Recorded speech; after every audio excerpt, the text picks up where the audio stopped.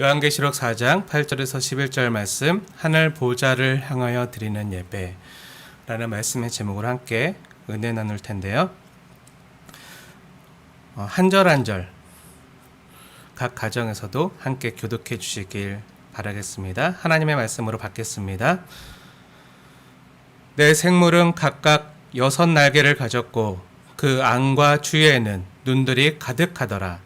그들이 밤낮 쉬지 않고 이르기를 거룩하다 거룩하다 거룩하다 주 하나님 곧 전능하신 이여, 전에도 계셨고 이제도 계시고 장차 오실 이시라 하고, 그 생물들이 보좌에 앉으사 세세토록 살아계신 이에게 영광과 존귀와 감사를 돌리되 24 장로들이 보좌에 앉으신 이 앞에 엎드려 세세토록 살아계시는 이에게 경배하고 자기의 관을 보좌 앞에 드리며 이르되, 우리 주 하나님이여, 영광과 존귀와 권능을 받으시는 것이 합당하오니 주께서 만물을 지으신지라.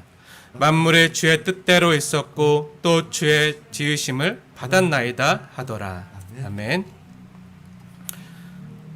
우리는 지금 각 처소와 또 내가 현재 서 있는 그 자리와 또 환경 가운데서 이 시간 거룩하신 하나님께 우리의 마음의 신을 벗고 영과 진리로 예배를 드리고 있습니다. 오늘 본문은 천상에서 드려지는 예배의 모습이 나타나고 있어요. 어떻게 보면 성경에 나오는 그 어떤 예배의 장면보다도 가장 모범적인 예배의 모습이라 할 수 있을 겁니다. 예배의 가장 원형, 오리지널, 프로토타입, 천상에서 드려지는 그 하늘 보좌에서 지금도 드려지고 올려지는 그 예배의 장면, 그 영광스러운 장면을 우리가 함께 보고 또 함께 동참하고 있는 거예요. 그리고 이러한 천상의 예배 장면을요, 성령 하나님께서 성경에 기록하여 이 땅에 있는 우리에게 보여주시고 또 알려주시는 이유가 있겠죠? 그 이유가 무엇일까요? 이건 역시 하늘에서 지금 천상에서 예배가 드려지고 있고 또 그 예배 가운데 하나님의 뜻이 선포되고 있고 또 그 하늘에서 뜻이 이루어지는 것처럼 이 땅에서도요, 이러한 예배를 드릴 수 있고 또 저와 여러분이 이러한 예배 공동체로 세워져야 된다는 것을 우리 주 예수님께서, 성령님께서 하늘 보좌 앞에서 우리에게 친히 알려주시는 것이라 할 수 있을 것입니다. 사랑하는 여러분, 지금 모이지 못하고요, 또 비대면으로 또 온라인으로 각자 흩어져서 힘든 상황 가운데 예배하고 있지만요, 우리가 어디에 있든지 눈을 들면요, 하늘이 열려져 있습니다.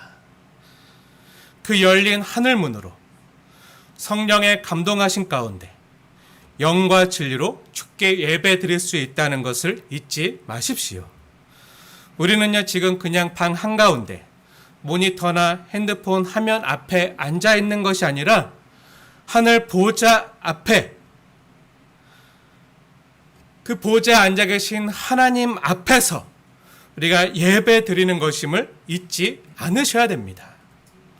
그리고 오늘 찬양과 예배를 받으시기에 합당하신 주님께서는요, 오늘 본문을 통해서 우리에게 주님께서 기뻐 받으시는 참된 예배, 진짜 예배에 대해서 알려주고 계신 거예요. 창조주 하나님 앞에서 피조물 된 우리 인간이 할 수 있는 가장 위대한 행위는요, 하나님을 높이고 그분을 예배하는 거예요. 하나님만이 나의 유일한 왕 되시며 주인 되십니다. 이것을 고백하는 거죠. 사랑하는 여러분, 우리는 지난주에 천상의 그 하늘 보좌 앞에서 일어나는 일들을 스케치해 보았어요. 하늘 보좌 가운데와 보좌 주위에 네 생물이 있었죠. 그 네 생물은요, 앞뒤로 또 안과 밖에 수많은 눈을 가지고 또 6 날개를 가진 생물이었어요. 왜 하나님께서 에스겔서에 나오는 내 생물과는 다르게 계시록에 있는 내 생물의 그 눈을 강조해서 보여주신 이유가 뭐라고 했었죠? 하나님께서요, 우리 성도들의 이 땅에서의 고달프고 아프고 힘든 현실들을요, 속속들이 다 보고 계시고 아신다는 거예요. 주님께서 바라보시고 하감하신다는 거죠. 그리고 때론 하나님의 친위대로, 때론 하나님의 대변자요, 또 주의 사자로서 하나님의 사역을 감당하는 날개가 6 달린 이 내 생물인 천사로 하여금요, 우리의 삶 속에 적시접소에 개입하시고 역사하시고 도우시고 우리를 건져갈 수 있음을 나타내시고 보여주시기 위해서라고 했습니다. 네, 기억하시죠? 하나님은 우리 삶을 통치해 가신다는 거예요. 그리고 또 하나님 보좌 주위를 둘러싼 24 보좌에 누가 앉아 있었죠? 24 장로들이 앉아 있다고 했어요. 네, 이 24 장로들이 누구라고 했었죠? 네, 구약의 12지파로 대변되는 구약의 교회, 구약의 성도들이죠. 또 신약의 12제자로 대변되는 신약의 교회, 신약의 성도들, 즉 주 예수님을 주로 고백하는 이 땅의 모든 주님의 교회와 성도들이라고 했어요. 하나님 나라의 백성들이죠. 이기는 자는 보좌에 함께 앉을 것인데, 우리가 오늘 읽은 본문을 보면요, 내 생물과 24 장로들이요, 보좌에 앉으신 하나님을 향하여 드리는 감격스러운 예배의 장면이 나오고 있어요. 하나씩 살펴보면서 이 시간 주님이 받으시기 원하시는 예배의 모습이 무엇인지 확인하면서요, 천상에서 드려지는 이러한 예배를 이 땅에서 우리가 서 있는 이곳에서 마음의 신을 벗고 우리 역시 주님께 올려드리길 소원합니다. 먼저 성경을 자세히 보실게요. 8절과 9절 보시면요, 내 생물이 하늘 보좌에 앉으신 성부 하나님께 영광과 존귀와 감사를 드리고 있어요. 8절 말씀 함께 읽겠습니다. 시작. 내 생물은 각각 6 날개를 가졌고 그 안과 주위에는 눈들이 가득하더라. 그들이 밤낮 쉬지 않고 이르기를 거룩하다 거룩하다 거룩하다 주 하나님 곧 전능하시니여 전에도 계셨고 이제도 계시고 장차 오실 이시라 하고. 아멘. 내 생물이 주님께 예배드리는 장면의 내용을요, 깊이 살펴보기 전에 이 내 생물의 모습을 우리가 살펴볼 필요가 있는데요, 이 내 생물의 생김새가 어떻다고 지난주에 이야기했었죠? 기억나시나요? 7절 말씀 보세요. 7절 말씀도 함께 읽겠습니다. 시작. 그 첫째 생물은 사자 같고 그 둘째 생물은 송아지 같고 그 셋째 생물은 얼굴이 사람 같고 그 넷째 생물은 날아가는 독수리 같은데. 네, 그 네 생물의 얼굴이 각각 사자, 송아지, 사람, 그리고 독수리 같은 얼굴을 가지고 있다고 했어요. 그럼 이러한 네 생물의 모습이 상징해 주는 바가 무엇이죠? 차례로 하나씩 살펴보면요, 먼저 사자는 야생 동물의 왕이에요. 백수의 왕이죠. 그리고 소는요, 가축 중에서 최고예요. 그리고 사람은 만물의 영장이죠. 그리고 마지막으로 독수리는요, 새들의 왕이라고 할 수 있어요. 다시 말하면 이 네 생물은요, 이 땅에 있는 모든 피조물들을 대표하는 존재들인 거예요. 때론 하나님의 사자로서 하나님의 심부름과 사역을 수종들기도 하지만 이들 네 생물 역시 아무리 천사라고 할지라도 하나님이 지으신 피조물인 거예요. 이 땅의 모든 피조물들은요, 보좌에 앉으신 하나님만을 예배하고 경배해야 될 존재로 부름받고 있음을 보여주는 것이죠. 사랑하는 여러분, 그런데 그 네 생물이요, 주님을 찬양하는 모습이 어떻죠? 어떻게 주님을 찬양하죠? 우리처럼 한두 시간 예배하고 마나요? 아니죠. 본문을 자세히 보세요. 정말 깜짝 놀랄 말이 나옵니다. 8절 중간에 보면요, 자세히 보세요. 그 네 생물이 어떻게 주님을 예배하죠? 그들이 밤낮 쉬지 않고, 찬양하며 예배하고 있어요. 저와 여러분은 어떻죠? 이렇게 예배할 수 있나요? 어떤 분들은요, 예배 1시간만 넘겨도 막 몸을 베베 꼬면서 뒤에 있는 시계를 바라보면서 힘들어 하시는 분들이 계신데요. 사랑하는 여러분, 놀라운 것은요, 하늘에서 천상에서 드리는 예배는요, 밤낮 쉬지 않고 드리는 예배예요. 우리가 나중에 완성된 하나님 나라에서 드리는 예배가요, 그렇다는 거예요. 그럼 이것이 복음으로 들리십니까? 헉, 목사님, 그건 전혀 예상치 못했던 일인데요. 하면서 혹시 당황스럽게 들리는 분 혹시 안 계십니까? 어떤 주일학교 아이에게요, 나중에 천국에 가면 밤낮 쉬지 않고 계속 예배 드린다고 했더니 그 아이가요, 그럼 저 천국 안 갈래요. 네, 했다는 그런 우스갯소리도 있는데, 여러분도 혹시 그러십니까? 밤낮 쉬지 않고 드리는 예배가 저와 여러분에게 복음으로 들리십니까? 한두 시간 예배도 아니고 밤낮 쉬지 않고 24시간도 아니고 365일도 아니고, 거기는 시간의 개념이 여기와 다르겠죠. 영생, 밤낮 쉬지 않고 주께 영원히 드리는 그 예배, 복음, 기쁜 소식으로 들리십니까? 축복하고 건면합니다. 복음으로 들리셔야 됩니다. 너무나도 감격스럽고 기쁜 소식으로 들리셔야 됩니다. 왜죠? 이 네 생물이요, 사람이 아닌 천사들, 영적인 존재들이기 때문에, 특별한 존재들이기 때문에 이렇게 할 수 있는 겁니까? 아니죠. 사실 이 천사들은요, 처음에 하나님을 찬양하고 수종들기 위해 창조된 존재들이에요. 그러면 그들에게는 찬양하는 것이 의무고 마땅히 해야 될 일이기에 그렇게 밤낮 쉬지 않고 할 수 있는 건가요? 그것도 아니죠. 그들이 그렇게 할 수 있는 이유가 뭐죠? 가장 근원적인 이유가 뭐죠? 그들이 어디 있죠? 하나님 보좌 가운데와 그 주위에, 그 하나님 주변에서 그 영광스러운 하나님을 계속 경험하고 있으니까, 그분의 하나님 되심이 어떠신지 알고, 그분의 사랑이 얼마나 큰지를 알고, 그분의 긍휼과 그분의 자비와 그분의 그 아름다움이 얼마나 영광스러운지 계속 주변에서 경험하고 있으니까 감격과 기쁨과 행복에 겨워서 자원함으로 예배드릴 수밖에 없는 거예요. 억지로 하는 게 아니에요. 지루하거나 강요된 형태로 드리는 예배가 아니라 하나님이 어떤 분이신지를 알고 맛보아 깨달아 알므로, 그러니까 다른 것들이 다 주님을 찬양하고 경배하는 거, 이거 외에는 다른 것들이 하기가 싫은 거예요. 주님을 더 알고 싶고 경험하고 싶고, 그것이 가장 귀하고, 그래서 자발적인 감격으로 그분 앞에 나아가 하나님의 하나님 되심을 찬양하는 거죠. 거룩하다, 전능하신 주 하나님, 계속 찬양하는 거예요. 여러분도 그렇지 않습니까? 우리가 정말 사랑하고 그리워하는 사람과 만날 때 억지로나 강요해서 만나거나 만나서도 지루하지 않잖아요. 이 위급한 4단계에서도요, 사랑하는 사람이 있으면 만나러 가잖아요.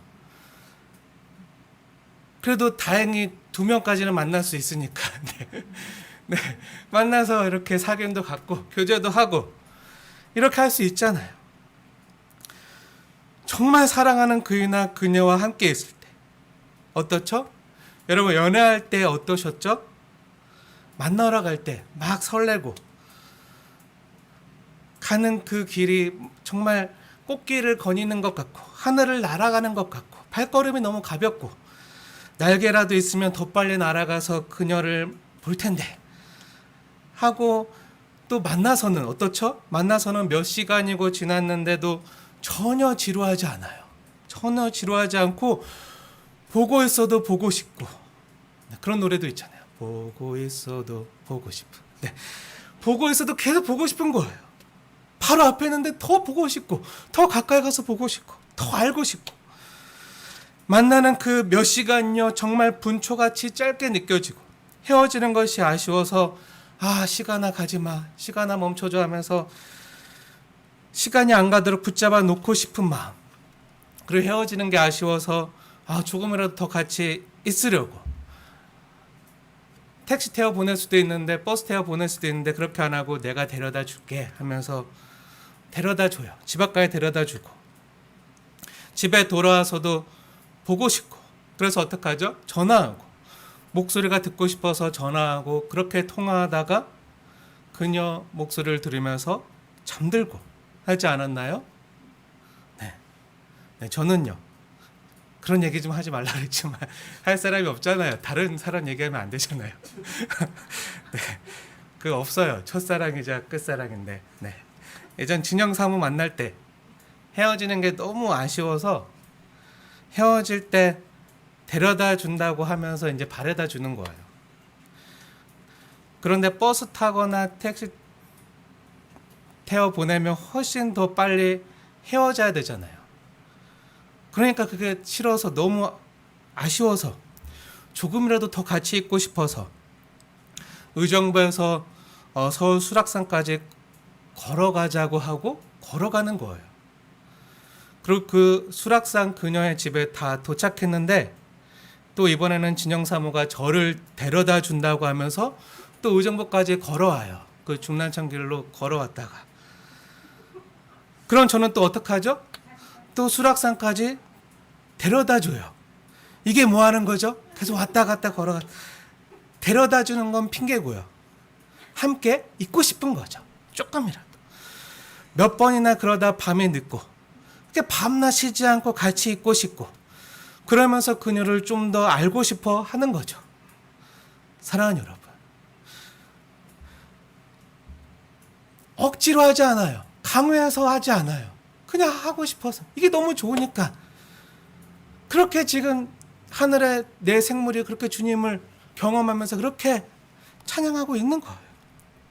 사랑하는 여러분, 지난번 계시록 2, 3장에 나오는 이기는 자들에게 주시는 약속들에 대해서 나눌 때요, 주님께서 주시는 약속들인 상급이요, 우리가 생각하는 물질적인 보상이나 물건이 아니라고 했잖아요. 뭐죠? 영생과 천국이라고 했잖아요. 그런데 그 천국을 누가 가장 잘 누리고 맛보고 경험할 수 있을까요? 이 땅에서부터 그 천국을 가장 간절히 사모하고 그리워한, 그 천국을 소망한 그 사람이요, 누구보다도 더 풍성하고 깊고 넓게 그 천국의 천국됨을 경험할 수 있다고 했잖아요. 예배도 마찬가지예요. 이 땅에서 예배를 드릴 때 주님을 사모하고 주님을 갈망하고 주님을 뵙고 싶고 주님께 있는 모습 그대로 나와서 주님을 전심으로 예배하고 주님을 기뻐하는 사람이요, 저 천국에 가서도 너무 보고 싶고 그랬던 예수님을 만났기 때문에, 내 신랑을 만났기 때문에 밤낮 기뻐하면서 쉬지 않고 예배할 수 있는 것이죠. 이 땅에서 아무 기대도, 아무 감격도, 감흥도 없이 주님을 만나는 기쁨이 뭔지도 모르는 그 사람이요, 그냥 몸이 건조하게 교인이니까 억지로 예배당에 나가서 의무적으로 예배드리는 사람이요, 저 천국에 가서 드리는 예배가요, 그 사람에게도 기쁠 수 있을까요? 감격일 수 있을까요? 물론 거기에는 우리가 온전히 회복되기 때문에, 온전한 피조물로 회복되기 때문에 여기서 누리는 것과는 질적으로 차이가 다른 그런 엄청난 감격과 기쁨이 있겠지만, 근데 이곳에서 주님을 만나지 못하면요, 이곳에서 천상에 앉아 계신, 그 보좌에 앉아 계신 그 주님을 갈망하고 사모하고 그리워하지 않는 사람은요, 그곳에 가서도 예배가, 밤낮 쉬지 않고 드리는 예배가 무엇일까요? 고역이겠죠.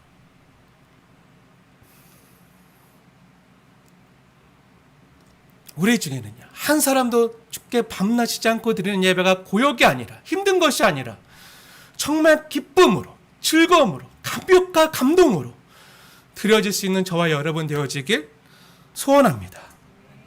사랑하는 여러분, 예배의 본질은요, 하나님과 깊은 사랑의 교제를 나누는 거예요.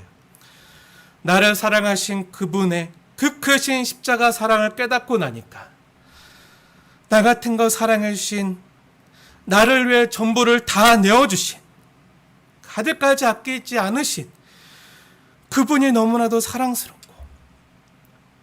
그분의 은혜에 눈물 나고 감격스러워서 나를 사랑하신 그분을 더 알고 싶고 경험하고 싶고 맛보고 싶은 그러한 자발적인 감격으로 그분 앞에 나아가서 그분의 음성을 듣고 그분과 깊은 사귐 가운데로 들어가는 거예요.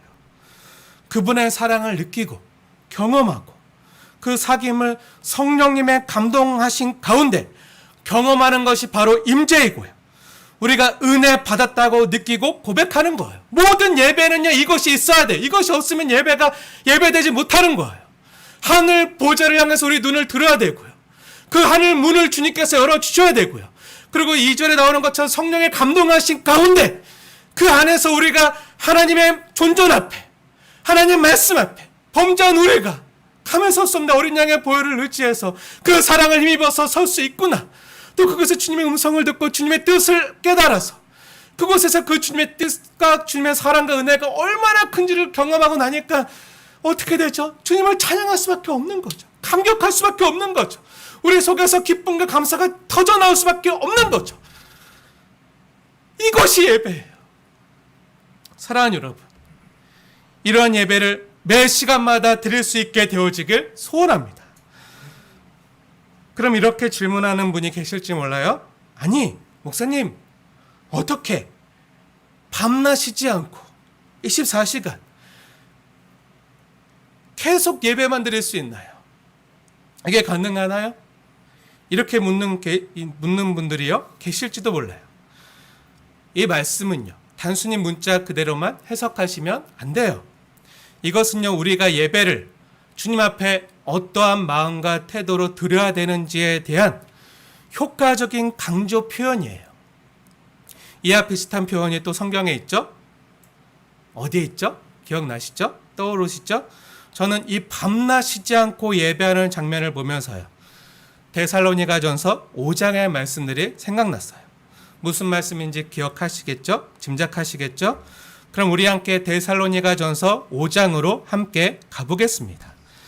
데살로니가전서 5장 16절부터 18절 말씀 함께 읽겠습니다. 찾아서 함께 다 같이 읽을게요. 시작. 항상 기뻐하라. 쉬지 말고 기도하라. 범사에 감사하라. 이것이 그리스도 예수 안에서 너희를 향하신 하나님의 뜻이니라. 아멘. 이 말씀 역시 항상 기뻐하라. 쉬지 말고 기도하라. 범사에 모든 일에 감사하라. 이것이 하나님의 뜻이다 라고 해서 우리가 일도 안 하고 밥도 안 먹고 잠도 안 자고 화장실도 안 가고 24시간 기뻐하고 기도하고 감사해야 된다고 문자적으로 지켜 행하라는 그런 말씀이 아니라는 것을 우리가 다 알잖아요. 뭐죠? 강조 표현이죠. 왜 이렇게 강조하죠? 주님이 기뻐하시고 주님이 뜻하시는 우리의 삶의 자세와 태도가 무엇이죠? 기뻐하고 기도하며 감사하라는 거예요. 이것이 주님의 뜻이라는 거예요. 이 항상 기뻐하고 쉬지 말고 기도하고 범사에 감사하라. 이것을 오늘 요한계시록에 나오는 말로 바꾸어 말하면요, 밤낮 쉬지 않고 예배하라는 거예요. 하나님의 뜻을 이루는 예배가 무엇이죠? 쉬지 않고 기뻐하고 기도하고 감사하는 거라고요. 그럼 어떻게 이럴 수 있죠? 한번 생각해 보세요. 항상 기쁘십니까? 항상 기도가 나오십니까? 항상 감사가 되십니까? 근데 하나님께서 왜 이것을 우리에게 요구하시고 이것이 하나님의 뜻이라 그러죠? 저는요, 이 데살로니가전서 5장 16절부터 18절 말씀을 항상 예배하라, 이 계시록의 말씀과 정확하게 일치한다고 그렇게 연구하고 보고 믿고 있어요. 그런 주님께서 이러한 예배의 삶을 왜 우리에게 원하시는 거죠? 어떻게 이럴 수 있죠? 어제 너무 힘들었는데요. 정말 눈물이 나고 억울하고 한숨이 나는, 정말 지치고 수고하고 잊고 싶었던 그런 하루였는데요. 밤에 자려고 누웠는데 너무 억울하고 수치스러워서 잠도 안 오고, 또 앞으로 어떻게 되나 걱정 때문에 잠도 안 오고. 그런데 주님께서 사랑하는 자에게 잠을 주시고 전혀 실패하지 않은 새롭게 시작할 수 있는 완벽한 새 하루를요, 그 밤 사이에 우리를 위해서 준비하시고 아침에 우리에게 주시는 것을 아침에 눈을 떠서 깨닫는 거예요. 아침에 여호와의 인자하신가 성실하신가 자비하심을 깨닫는 것이 예배가 될 수 있다는 거죠. 제가 아는 어떤 분은요, 밤새 불면증에 시달리는데 1시간이라도 푹 잘 수 있어서 감사하다고 하는 분도 봤어요. 그것이 그분에게는 찬양이고 예배가 될 수 있는 거예요. 뜨거운 불볕 더위에, 폭염이잖아요. 근데 이 뜨거운 불볕 더위에 때때로 잠깐이라도 시원한 아이스 커피 한 잔이라도 함께 마시면서 이야기할 수 있는 그런 지체가 있다는 것도요, 하나님 앞에서는 예배가 될 수 있는 거예요. 일용할 양식뿐 아니라 밥과 김치밖에 없다고 할지라도 그것을 맛있게 먹을 수 있는 입맛을 주신 것. 아니, 김치, 야채값도 너무 비싸니까 간장 하나밖에 없어도 그것을 맛있게 먹을 수 있는 입맛을 주신 것. 그리고 그 밥을 뜰 수 있는 팔에, 그 손에 근력을 주신 것.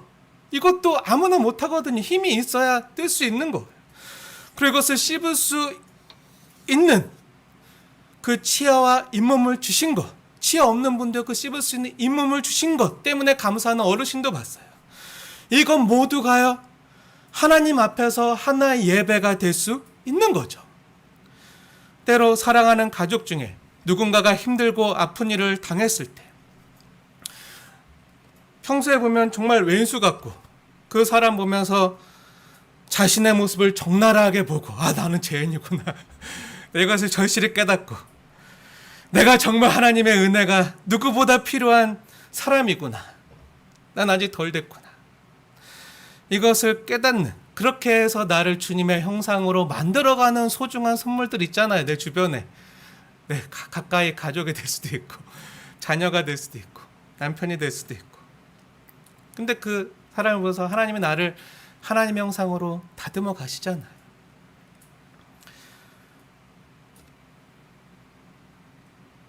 그런 때로는 그렇게 나를 하나님의 형상으로 만들어 가시려고 왜 이런 사람을 내 옆에 두셨습니까? 라고 막 읊조릴 때라도요, 왼수 같은 그 사람이 힘들어하거나 아파하거나 눈물 흘리는 모습을 보면요, 내 마음이 짠해요. 내 마음이 아프고 그 사람을 향해서 긍휼한 마음이 들고, 그래도 내가 그 사람을 걱정하는구나. 저 사람도 주님이 필요하구나. 내가 주님이 필요하듯이 저 사람도 주님이 필요한 사람이구나. 저 사람 역시 하나님의 형상으로 지어졌구나.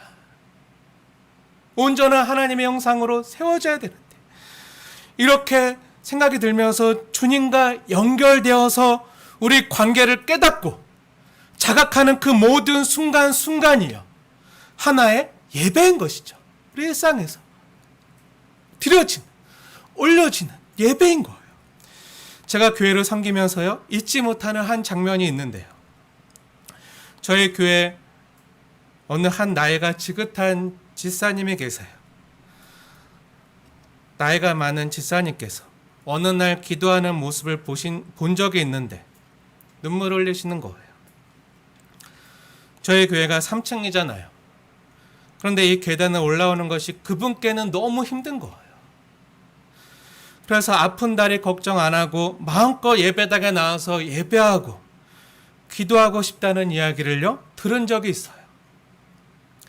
사실 저의 교회 이전을 향한 기도는요, 이때부터 시작되었어요.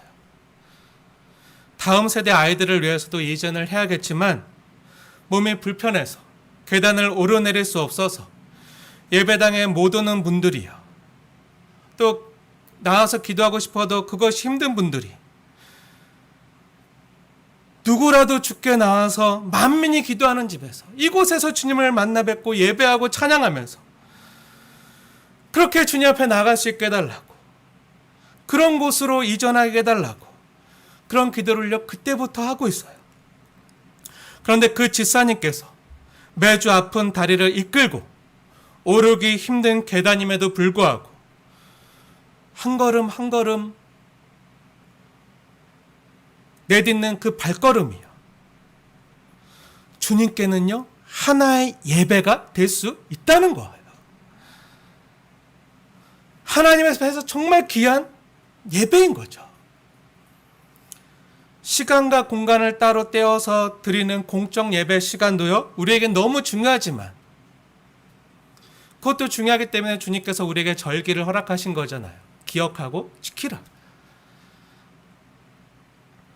이런 공적 예배도 너무 중요하지만 우리 삶 가운데서 매 시간 분 초마다 주님과 우리네 삶을 연결시켜서 생각하고 주님이 우리 삶 가운데 함께 계시다는 것을 자각하고 그 가운데 주님이 우리에게 주신 것에 대해서 기뻐하고 감사하는 것이요, 밤낮 쉬지 않고 드리는 예배인 거예요. 밤에도 자면서 주님이 나를 사랑하셔서 안식과 쉼을 주시는구나, 이렇게 깨닫고 감사 기도 가운데 잠드는 그런 잠이고 수면이라면요, 그건 역시 주님이 산 제사로 받으시는 예배가 될 수 있다는 거예요. 사랑하는 여러분, 그 내 생물이요, 주님께 드리는 찬양의 내용이 뭐죠? 주님은요 거룩하시다는 거예요. 본문을 보세요. 찬양의 내용, 거룩하다 거룩하다 거룩하다 주 하나님 곧 전능하신 하나님, 전에도 계셨고 이제도 계시고 장차 오실 분이라는 거예요. 이러한 찬양의 고백이 무엇을 말하는 거죠? 전에도 계셨고 지금도 계시고 장차 오실 하나님께서 우리의 형편을 속속들이 아시고 이 세상 속으로 역동적으로 침노에 들어오실 수 있는 전능하신 하나님이심을 보여주는 거예요. 자신의 뜻과 계획을 완성하기 위해서 우리 삶의 현실로 이 땅으로 역사하시고 침투에 들어오실 수 있는 전능하신 하나님을 찬양하는 거죠. 장차 오실 하나님, 우리 삶 가운데 개입하시고 역전시켜 주실 하나님, 이런 하나님에 대한 찬양은요 당시 이 세상 임금인 자신을 신이라고 지칭하며 황제를 신처럼 숭배하게 했잖아요. 그 로마 황제와 하나님을요 대조해서 보여주는 장면이에요. 로마 황제가 거룩하나요? 거룩하지 않죠. 로마 황제는요 전능하지도 않죠. 당시 로마 역사를 보면요, 로마 황제라고 할지라도 로마 원로원에 의해서 폐위되거나 반역에 의해서 암살을 당하거나 독살되기도 하고요, 유배를 당하거나 죽임을 당했어요. 뭐죠? 신인데 황제 숭배를 하라고 신처럼 떠받들어 가는데 전능하지 못한 거죠. 거룩하지도 않아요. 그 어떤 세상 임금도 전능하지 못하고요, 영원하지 못해요. 다 죽어요. 하지만 우리가 예배하는 하나님은요 전능하시고 거룩하신 분이라는 거예요. 그리고 그 전능하신 분이 장차 우리의 삶 가운데 찾아오실 것이고 개입하시고 심판하신다는 거예요. 앞으로도 언제든 역동적으로 우리 삶 가운데 역사에 들어오실 수 있는 전능하신 하나님이심을 찬양하는 거죠. 주님은요 우리 삶에 지금이라도 쑥 찾아서 들어오시고 쑥 개입하시고 우리의 삶을 역전시키시고 승리를 가져다 주실 수 있는 그 전능하신 하나님이심을요 고백하고 찬양하는 거예요. 9절 보세요. 9절 말씀 함께 읽겠습니다. 시작. 그 생물들이 보좌에 앉으사 세세토록 살아계신 이에게 영광과 존귀와 감사를 돌릴 때 아멘. 9절 말씀처럼요. 보좌에 앉아 우주를 통치하시는 주 하나님께, 그 주 하나님이 어떤 분이시죠? 세세토록 살아계신 하나님이심을 고백하고 찬양하는 거예요. 우리 주님은요, 살아계신 하나님이세요. 이전에도 우리를 지키시고 돌보셨고, 지금도 또 앞으로도 우리 삶 가운데 개입하실 수 있는 살아 역사하시는 전능하신 하나님이세요. 이것을 함께 고백하는 거예요. 그리고 이제 10절과 11절 보면요, 이제 24 장로들이 보좌에 앉으신 하나님 앞에 엎드려서 이들 역시 세세토록 살아계신 하나님께 경배하는 장면이 나와요. 그런데 어떻게 경배를 드리죠? 10절 말씀 함께 읽겠습니다. 시작. 24 장로들이 보좌에 앉으신 이 앞에 엎드려 세세토록 살아계신 이에게 경배하고 자기의 관을 보좌 앞에 들이며 이르되 아멘. 24 장로들이요, 주 앞에 꿇어 엎드려 경배할 때 어떻게 경배하고 있죠? 이 장면 한번 그려보세요. 자신의 머리에 쓴 면류관을 벗어서 보좌에 앉으신 하나님 앞에 드리고 있어요. 이것이 무슨 뜻이죠? 이것은요, 당시 배경을 알 필요가 있는데요, 자신의 머리에 쓴 면류관을 벗어서 드린다는 것은요, 보통 그 정복당한 패정국 왕이요, 자신의 나라를 정복한 승정국 왕에게 그 왕관을 벗어서 드리는 그런 모습이에요. 이것은요, 이 계시록에 기록되었을 그 이전에 그 로마 역사가가 기록된 그 내용에 자세히 나와 있는데요, 그 로마 역사가인 타키투스 연대기에 보면요, 그 파르티아 왕 트리다테스가요, 자신을 굴복시킨 그 로마의 네로 황제에게 그의 왕관을 내려놓고 드리는 행위에서 그 예를 찾아볼 수가 있어요. 이것이 당시에는 가장 큰 뉴스였어요. 모든 사람들이 알고 있다. 왜죠? 한 나라를 정복하고 그 나라와 종주 계약을 맺었다는, 그 나라는 이제 우리의 다스림 가운데 들어간다는.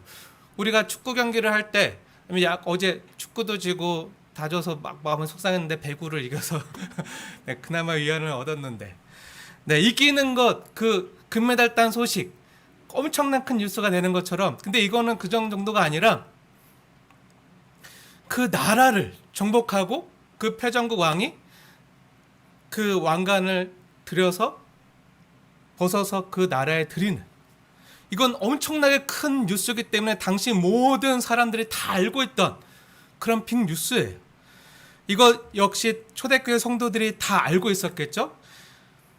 사도 요한이요, 이 이야기를 할 때 이 의미가 어떤 의미인지 그들은 다 알고 있는 거예요. 이게 무슨 말이죠? 다시 말하면요, 24 장로가 엎드리고 경배하면서 면류관을 벗어서 드리는 것은요, 하나님만이 나의 왕 되시고 나는 주님의 종입니다, 이것을요 인정하고 고백하는 행위라는 것을 아는 거예요. 그럼 이 계시록 4장에 그 천상에서 드려지는 예배의 모습을 한번 머리로 상상해 보세요. 먼저 보좌에 앉아 계신 하나님께 내 생물이 거룩하다 전능하신 하나님, 그 보좌에 앉으신 살아계신 하나님께 영광과 존귀와 감사를 돌릴 때 그 모든 피조물들의 대표인 내 생물이 드리는 찬양을요, 이 24 장로들 역시 그 주님의 보좌 주위에 둘러서 함께 앉아서 이 모습을 함께 보고 있었겠죠. 그러자 이 24 장로들이 이 예배 가운데서 즉시 어떤 반응을 보이죠? 어떻게 하죠? 도저히 그 보좌에 가만히 앉아있지 못하는 거예요. 몸둘 바를 몰라서 즉시 자리에서 일어나서 내 생물이 경배하는 주님을 향해서 24 장로들 역시 꿇어 엎드려서 경배하면서 머리에 면류관을 벗어서 주님께 경배하는 거예요. 좀 더 적극적으로 자신의 모든 걸 다 주님께 드리면서 그렇게 예배하는 거죠. 그런데 여러분, 이 면류관을 누가 씌워주셨죠? 주님께서 이 24 장로들에게, 이기는 자들에게 주님과 함께 보좌에 앉게 해주시겠다고 약속하신 그 면류관을 머리에 씌워주신 거잖아요. 그런데 한번 보세요. 이 24 장로들의 모습이 어떻죠? 흰 옷을 입고 있죠. 흰 옷을 주신다는 약속은 어느 교회 이기는 자들에게 주신 거죠? 네, 우리가 알다시피 사대교회예요. 그리고 보좌에 앉게 해주신다는 약속은요, 어느 교회 이기는 자들에게 주신 거죠? 네, 계시록 3장 21절에 보듯이 라오디게아 교회에게 주신 약속이에요. 그럼 뭐죠? 사대교회 같이 살았으나 실상은 죽은 자들이고, 라오디게아 교회 같은 부유한 자 같으나 실상은 어땠죠? 공고하고 가련하고 가난하고 눈멀고 벌거벗은, 더군다나 주님께서 토하여 내치고 싶었던 그 라오디게아 교회였잖아요. 그런데 주님께서는요, 형편없는 그들을 찾아가셔서 회복시켜 주셨고, 흰옷을 사서 입혀주셨고, 주님이 주신 힘으로 먹게 하셨고, 주님이 주신 힘으로 이기게 하셨잖아요. 그리고 그 이기는 자들에게 주님의 보좌에 함께 앉게 해 주셨잖아요. 주님께서 우리를 바라보실 때 사랑스러운 눈으로 보면서 그 사랑의 음성으로 너가 승리했구나, 힘들었을 텐데 잘 참았구나, 잘 견뎠구나, 어떻게 참았니, 어떻게 견뎠니, 누구보다 많이 아프고 누구보다 많이 힘들었을 텐데, 정말 눈물이 많이 났을 텐데 믿음으로 잘 견뎠구나. 그러면서 주님께서 나를 보시고 너무나도 기뻐하시면서, 기쁨을 감추지 못하시고 조화라 하시면서 하나님과 천사들 앞에서 내 이름을 불러주시면서 너는 정말 기둥 같은 자다, 성수라 너는 정말 기둥 같은 자다, 이렇게 칭찬하시면서 시인해 주시는 거예요. 정말 잘했다, 이제 너는 왕 같은 제사장이야, 세상 사람들이 뭐라 그래도 내가 보기에는 너는 왕 같은 제사장이야 하면서 흰옷을 입혀주시고 금면류관을 머리에 씌워주시고 나와 함께 이곳에 앉자 하면서 보좌에 함께 앉혀주시면서 나와 함께 더불어 기뻐하자, 나와 함께 있자, 내 옆에서 나와 함께 노래하자 하면서 그 주님의 영광에, 그 잔치에 동참케 하시면서 주님과 함께 보좌에 함께 주신 거죠. 천상에서 이러한 예배가 하나님께 드려질 때요, 주님과 함께 보좌에 앉은 이 구약과 신약의 교회된 성도들이요, 어떤 마음이 들었을까요? 주님이 이러한 칭송을 해주시는데, 이런 칭찬을 해주시는데 어떤 마음이 들었을까요? 몸둘 바를 모르는 거예요. 너무나도 송구한 거예요.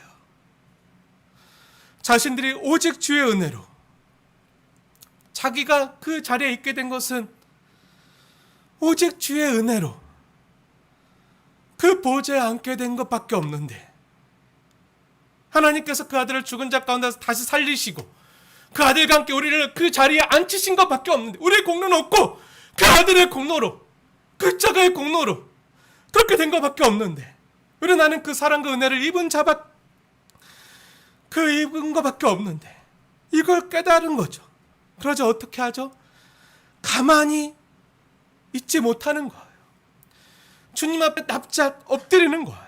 납작 엎드려서, 주님, 아니에요, 제가 감히 주님의 보좌에 함께 앉을 그런 자격 있는 사람이 아니에요. 저는 그런 자격이 없어요. 아시잖아요.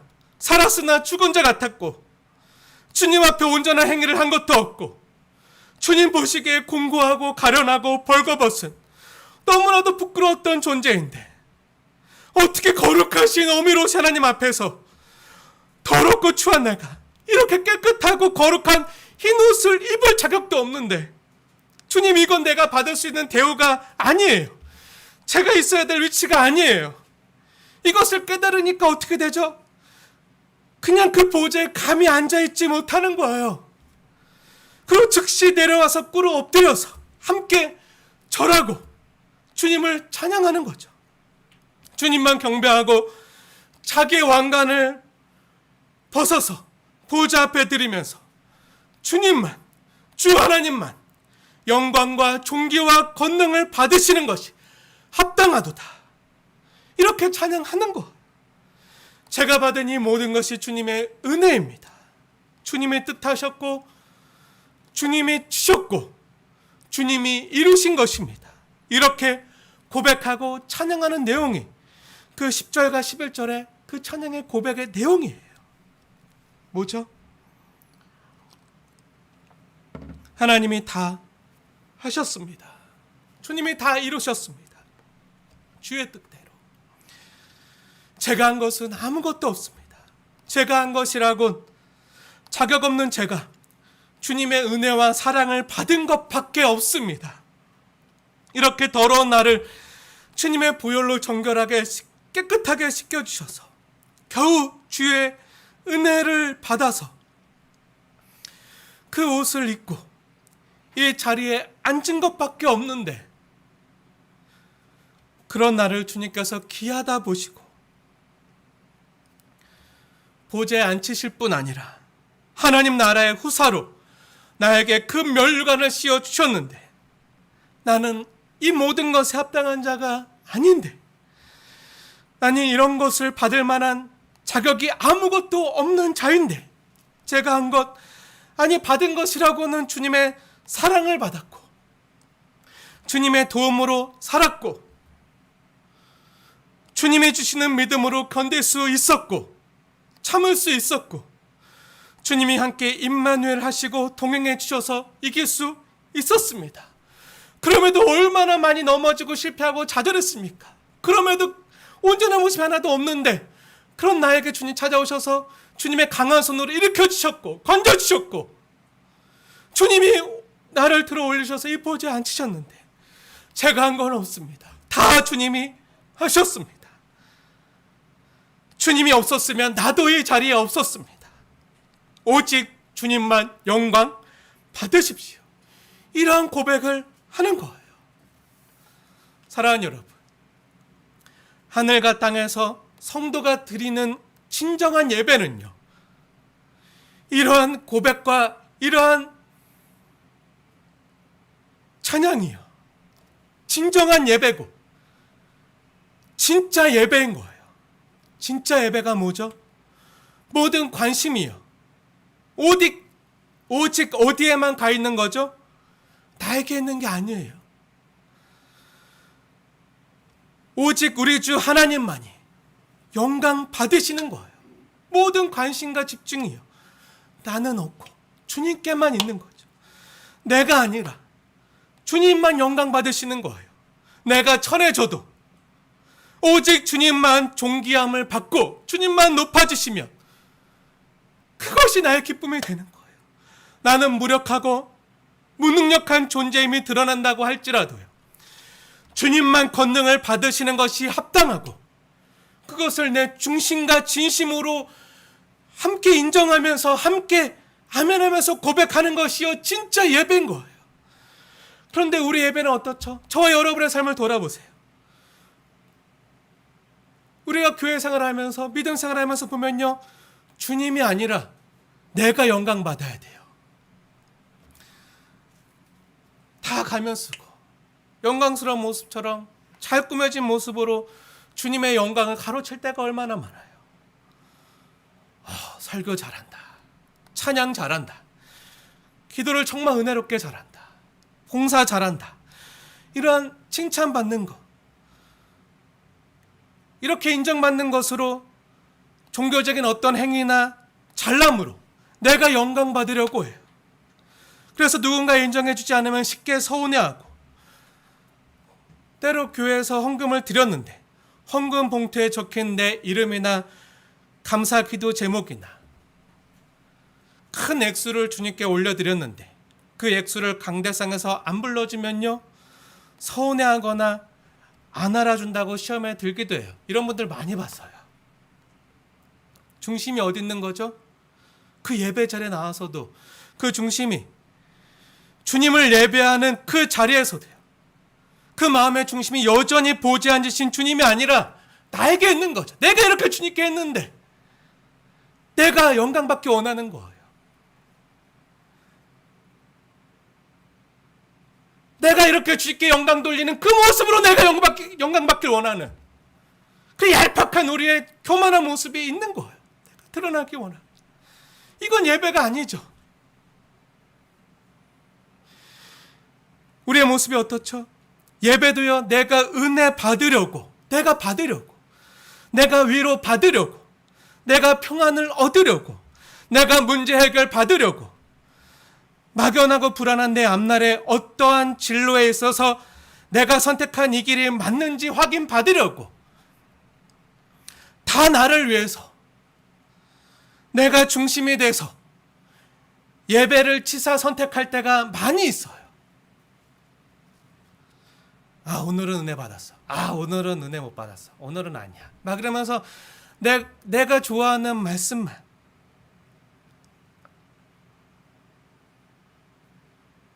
내가 중심이 돼서 다 예배도 내가 중심이 돼서 내가 받고 있는 거예요. 주님께 드려야 되는 게 예배인데 주님이 우리에게 이러한 모습을 보여주고 있는 거예요. 진정한 예배가 어떤 예배인지. 물론 주님은요, 우리를 너무 사랑하셔서 우리를 보실 때 너무 기뻐하시고, 어느 정도로 기뻐하시죠? 기쁨을 이기지 못할 정도로 막 우리를 좋아라 하시고 즐거워하셔서 아버지가 사랑하는 아들, 딸에게 뭔가 하나라도 더 해주고 싶어서 막 은혜도 주시고 축복도 주시고 우리 앞길도 인도해 주시고 때론 문제 해결도 해주시고 기도 응답도 해주시지만 이건 아빠 되신 하나님이 은혜로 해주시는 거고요. 이건 주님의 주권이고요. 피조물 된 우리 인간 입장에서는요, 24 보좌에 함께 앉은 교회된 성도 입장에서는요, 어떠한 모습을 보여야 됩니까? 무엇이 주님이 원하시는 진정한 예배입니까? 이렇게 주님 앞에 꿇어 엎드려서 경배하면서 면류관을 주님께 내어 드리는 것이죠. 제가 한 것이 아닙니다. 주님이 하셨습니다. 주님이 받아야 마땅합니다. 모든 것이 주님의 은혜입니다. 주님이 나의 왕입니다. 주님이 나의 주인 되십니다. 주님이 나의 아버지가 되십니다. 주님이 나의 신랑 되십니다. 하면서 우리의 모든 관심은요, 나로부터 주님께로 돌려서 오직 주님만 드러나고 주님만 영광 받으시는 예배, 나는 없고 주님만 높아지는 예배. 그런데 그 보좌에 앉으신 아버지 되신 하나님 눈에는요, 어떻죠? 나만 보이는 거예요.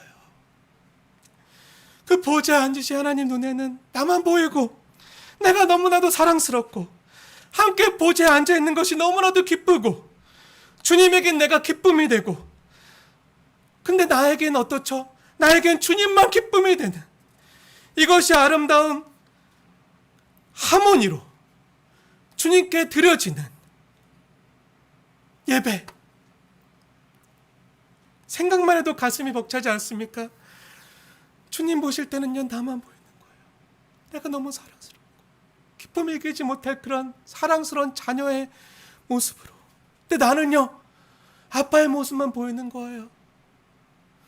나를 사랑하시는 그분만 있으면 되는 거예요. 근데 이것이 아름다운 사랑으로 하나로 연결되어서 맞부딪혀서 만나서 감격하면서 주체할 수 없는 그런 그 감동과 한의로 주께 드려지는 그 예배, 생각만 해도 가슴이 벅차지 않습니까? 이 장면을요, 생각하다 너무 많이 울었어요. 너무 기쁘고 감격스러워서 와, 이 예배를 정말 드리고 싶다. 이 예배, 이 시차 장로가 드린 예배, 이 천상에서 하나님께 올려졌던 예배, 이 땅에서 내가 주님을 만나면서 또 주님이 나를 그렇게 바라보시고 나도 주님을 그렇게 바라보면서 그렇게 연결되는, 사랑으로 연결되는 그 예배, 그 예배를 내가 드리고 있는가? 정말 이 예배를 드리고 싶어서. 근데 그 모습만 생각해도요, 너무 감격스러운 거예요. 너무 좋은 거예요. 너무 행복한 거예요. 그래서 이 말씀을 읽으면서 연구하면서 얼마나 많이 울었는지 몰라요. 사랑하는 여러분, 주님과 함께 주님이 지어주신 그 흰옷을 입고 그 면류관을 쓰고 영원한 하늘 보좌에 함께 앉아있는 것이 우리 모습인데요. 그리고 주님께서 잘했다, 하나님 아버지 이 아무개를 보세요 하면서 하늘 아버지와 천사들 앞에서 시인하면서 얘가 진짜 이 하나님 나라의 기둥이에요 하면서 기둥같이 시인하면서 그 2장과 3장에 있었던 그 이기는 자들에게 주어지는 약속들을 우리에게 주시면서 이기는 우리를 너무 기뻐하시면서, 근데 우리 힘으로 이긴 게 아닌데도 불구하고 주님의 힘으로 이긴 것임에도 불구하고 너가 나의 그 사랑을 받아주었구나, 내 마음을 알아주었구나, 그것만으로 너무 좋은 거예요. 그렇게 주님이 우리를 그 귀한 자리에 앉혀주셨는데 이것이 우리가 받게 된 영광스러운 모습인데 이것만으로 너무 벅차고 감사하고 정말 감당이 안 되지 않습니까? 이것만 해도 너무 귀하고 족한데 더 필요한 게 있으십니까? 이것을 아는 것이 성도의 영광인데요. 이것이 너무나도 영광스럽고 존귀하고 귀한 것인데 우리가 주께 받은 것이요 이렇게 높고 귀한 것, 성도의 출발은요 처음부터 이렇게 영광스러운 높은 곳에서부터 출발하는 거예요. 너무 귀한 곳에서 더 그레이트한 곳으로, 더 영광스러운 곳으로 이기는 자에게 이렇게 보좌에 함께 앉은 존재가 우리의 존재이고 우리의 자리인데 이 세상에 있는 것들 때문에 너무나도 영광스럽고 존귀한 자리를 잃어버리고 놓아버리시겠습니까? 그러면 안 되잖아요. 사랑하는 여러분, 권면하고 축복합니다. 우리가 드리는 예배는요 이러한 것이 날마다 일어나는, 만나는, 경험하는 그 현장이 돼야 돼요. 성령의 감동하신 가운데. 이것은요 아무리 우리가 준비된 잘 짜여진 예배를 드린다고 해도요 못해요. 성령의 감동하신 가운데 하늘문을 열어주셔서 주님이 듣게 하시고 보게 하시고 또 우리가 그것을 알고 깨달을 때, 주님을 진짜 만날 때, 주님의 십자가 사랑이 얼마나 큰지를 우리가 경험할 때, 그리고 주님이 나를 그렇게 집중하시고 바라보시고 나를 위하시고 나를 사랑하신다는 사실이 그냥 전해져 올 때, 성령 하나님을 통해서 그냥 전해져 올 때, 그러면요 우리는 어떻게 되죠? 나에게 집중하는 것이 아니라 오직 하나님께만 집중하는 거죠. 주님의 음성만 귀하고 주님 얼굴만 귀하고 주님의 영광, 주님의 존귀, 주님의 권능, 세세토록 살아계신 하나님께 우리의 눈을 돌리는 거예요. 그 주님의 음성이 우리의 길을 쫑긋하는 거예요. 주님을 바라보고 내가 받은 이 모든 것이 주님으로부터 온 것임을 알고 자기의 관을 벗어 보좌에 앉으신 주님께 드리는 것이 바로 주님이 기뻐하시고 받으시는 진정한 예배입니다. 이 천상의 예배 매일매일 현실에서 함께 동참하지 않으시겠습니까? 주일만이 아니라 매일매일 골방의 자리에서 기도로, 말씀 묵상으로 경건에 힘쓰면서 주님을 만나면서 경험하면서 동참하지 않으시겠습니까? 하늘을 향하여 눈을 드십시오. 주님께서 하늘 문을 열어 주십니다. 그리고 주님의 음성의 귀를 기울이십시오. 성령께 우리의 중심과 전심을 내어드리고 주님께만 집중하십시오. 세상의 소리를 좀 닫고 그 볼륨을 줄이고 주님의 음성의 볼륨을 높이시면서 들으십시오. 성령이 교회들에게 하시는 말씀이 들릴 것입니다. 주님께만, 그리고 모든 영광과 존귀와 감사를 돌리십시오. 비대면이든 가정이든 직장이든 삶의 터전이든 그 어느 곳에서든 왕같은 제사장으로, 그 보좌에 앉은 존재로 주님께만 집중하시고 그 자리에서 면류관을 벗어서 주께 드리면서 주님만 드러나고 주님만 높여십시오. 이것이 이 땅에서 천상의 예배에 동참하는 길입니다. 그리고 드릴 수 있습니다. 있기 때문에 주님이 우리에게 보여주시고 알려주시는 거죠. 어떻게 해요? 하늘에서 뜻이 이루어지는 것처럼 땅에서도 주님의 뜻이 이루어지이다. 기도하겠습니다.